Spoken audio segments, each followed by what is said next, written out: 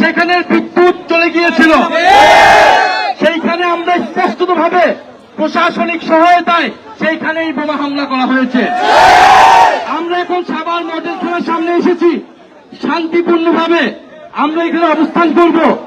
আমরা এখানকার কর্তৃপক্ষ, পুলিশ কর্তৃপক্ষের সাথে জিজ্ঞাসা করব, একটা রাজনৈতিক দলের গণতান্ত্রিক অধিকার আছে কর্মসূচি করার, এবং পুলিশের দায়িত্ব, এখানকার প্রশাসনের দায়িত্ব তাদের সকল ধরনের নিরাপত্তা নিশ্চিত করার। এই পুলিশ প্রশাসন এবং এই এলাকার এমপি জনগণের নিরাপত্তা দিতে ব্যর্থ হয়েছে। কে বোমা হামলা করেছে, কি হয়েছে আমরা জানি না। আমরা জানি এটার দায় হচ্ছে প্রশাসনের এবং কর্তৃপক্ষের। তাহলে আমরা তার কাছে জবাবদিহিতা চাবো যে কেন সে নিরাপত্তা দিতে ব্যর্থ হয়েছে, সে কি কি পদক্ষেপ নিয়েছিল, কারা বোমা হামলা করলো, কেন তাদের চোখ ফাঁকি দিয়ে কিভাবে সেখানে বোমা হামলা করার সুযোগ পেল সন্ত্রাসীরা। আমরা জানি এই এলাকায় কারা ফ্যাসিস্ট আওয়ামী লীগের নেতাকর্মী সন্ত্রাসীদেরকে পুনর্বাসনের সাথে জড়িত। আমরা জানি কারা চাঁদাবাজি, সন্ত্রাস, দুর্নীতি, মাদক কারবারির সাথে জড়িত। প্রিয় এলাকাবাসী, আমরা শান্তিপূর্ণভাবে জনগণের পক্ষে কথা বলতে চাই। জুলাই গণঅভ্যুত্থান আমাদেরকে শিখিয়েছে জবাবদিহিতা নিশ্চিত করা। তারা ভেবেছিল আমাদেরকে বোমা হামলা করে, ভয় দেখিয়ে, আহত করে তারা আমাদের আন্দোলন, আমাদের পদযাত্রাকে থামিয়ে দিবে। এটা কোনোভাবেই সম্ভব না। আমাদের জীবন গেলে রাজপথে জীবন যাবে। রাজপথে জীবন দেওয়ার জন্য প্রস্তুত ছিলাম সেই 24 জুলাই আগস্টে। এখন 26 জুলাই আগস্ট। এই সাভারে আমাদের কয়েকশো ভাই আহত হয়েছে, শহীদ হয়েছে আমাদের বোনেরা সহ। এই সাভারে আমাদের আজকে এক ভাইয়ের রক্ত ঝরেছে, তিনি আহত হয়েছেন। 2 জন আমাদের ভাই আহত হয়েছেন, গুরুতরভাবে তারা হাসপাতালে আছেন। আমরা তাদের সেই রক্তের বিচার আমরা দাবি জানাচ্ছি।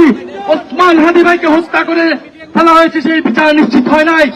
তারেক রহমান এবং তার স্বরাষ্ট্রমন্ত্রী সালাউদ্দিন আহমেদ তারা কি আইন শৃঙ্খলা, কি নিরাপত্তা নিশ্চিত করতে চায়, এটা বাংলাদেশের জনগণ আজকে দেখেছে। ফলে প্রিয় এলাকাবাসী এবং আমাদের সাথে যারা আসেছেন, আপনারা সবাই থানার সামনে অবস্থান কর্মসূচি করবেন।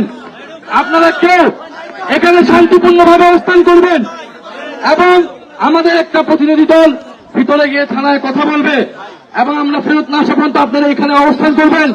তবে আপনাদের অবস্থান হবে শান্তিপূর্ণ। এখানে যাতে কোনো ধরনের বিশৃঙ্খলা না হয়, এটা আপনারা পারবেন নিশ্চিত করতে। শান্তিপূর্ণভাবে এখানে বসে থাকবেন, আমরা কথা বলবো। জবাবদিহিতা এবং বিচার না পর্যন্ত আমরা এই থানার সামনে থেকে আজকে যাচ্ছি না। আমাদের অনেক ভাই শহীদ হয়েছেন, ওসমান হাদি ভাই খুন হয়েছেন, আমরা বিচার পাইনি। আর গতকাল বিচার না পেয়ে আমরা থাকবো। গুলি করলে গুলি করেন, গুলি মারলে গুলি মারেন, বোমা মারলে বোমা মারেন, কিন্তু এইখানে এনসিপি, জুলাই যোদ্ধা সহ আমরা সকলে এই রাজপথে দাঁড়িয়ে থাকবো। দেখি আপনাদের কত শক্তি আছে। আওয়ামী লীগ, বিএনপি সব একাকার করে আপনারা আসুন, দেখি আপনাদের কত সাহস, কত শক্তি আছে। ইনশাআল্লাহ আমাদের পদযাত্রা চলমান থাকবে। আমাদের আগামীকাল থেকে যেই জেলা এবং উপজেলায় পূর্ব ঘোষিত কর্মসূচি রয়েছে, অবশ্যই পদযাত্রা চলমান থাকবে। কোন শক্তি যদি 5 জন হয়, 5 জন নিয়ে আমরা পদযাত্রা করব। 5 জন নিয়ে আমরা জনগণের পক্ষে কথা বলবো। আমরা জানি এই 5 জন 5,000 জন এবং 5,000 জন 5 লাখ মানুষ হতে সময় লাগে না। আমাদের ভয় পাওয়ার কোনো কারণ নাই। সারা বাংলাদেশের মানুষ আমাদের সাথে আছে। ইনশাআল্লাহ আপনারা শান্তিপূর্ণভাবে অবস্থান করুন এবং আমাদের একটা 5 থেকে 10 সদস্যের একটা প্রতিনিধি দল থানায় যাবে। আপনারা তারা ফিরে না আসা পর্যন্ত আমি সহ থানায় যাব। আপনারা ফিরে না আসা পর্যন্ত এখানে অবস্থান করবেন। একজন শহীদের বাবা আজকে আহত হয়েছেন।